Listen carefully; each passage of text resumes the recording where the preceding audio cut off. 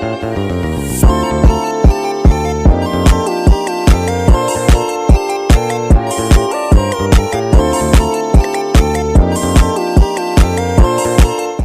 semuanya, jadi di sini aku mau jelasin sedikit tentang analisis pekerjaan dan perencanaan sumber daya manusia atau yang biasa disebut dengan manajemen SDM.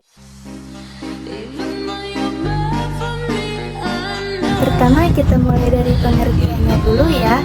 Nah, analisis pekerjaan itu proses buat tahu apa aja sih tugas, tanggung jawab, dan kemampuan yang dibutuhkan dalam suatu posisi kerja. Nah, kalau perencanaan SDM itu lebih ke bagaimana caranya perusahaan bisa menyiapkan tenaga kerja yang pas, baik jumlahnya maupun kualitasnya, biar tujuan perusahaan bisa tercapai.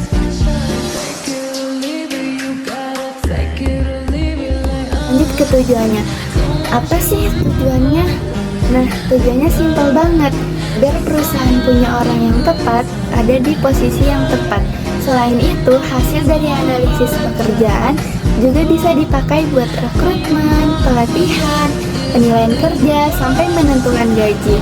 Nah, kalau perencanaan sumber daya manusia atau SDM, tujuannya supaya nggak ada kekurangan atau kelebihan tenaga kerja, dan biar strategi bisnis perusahaan bisa jalan lebih efektif.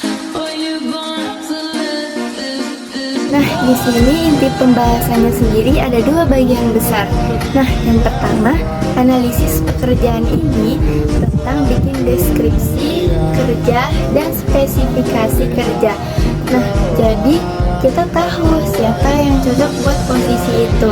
Nah, yang kedua, perencanaan sumber daya manusia. Ini lebih ke meramaikan kebutuhan tenaga kerja, kedepannya gimana, dan gimana cara memenuhinya.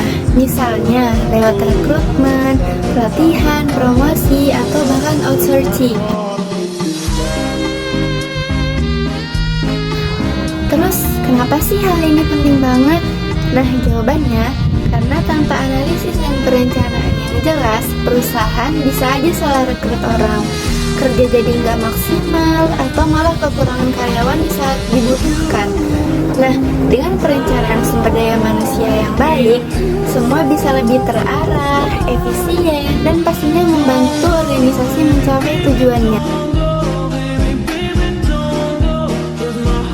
Intinya, analisis pekerjaan dan perencanaan sumber daya manusia ini tuh kayak fondasi penting buat bikin tim yang solid dan sesuai kebutuhan perusahaan.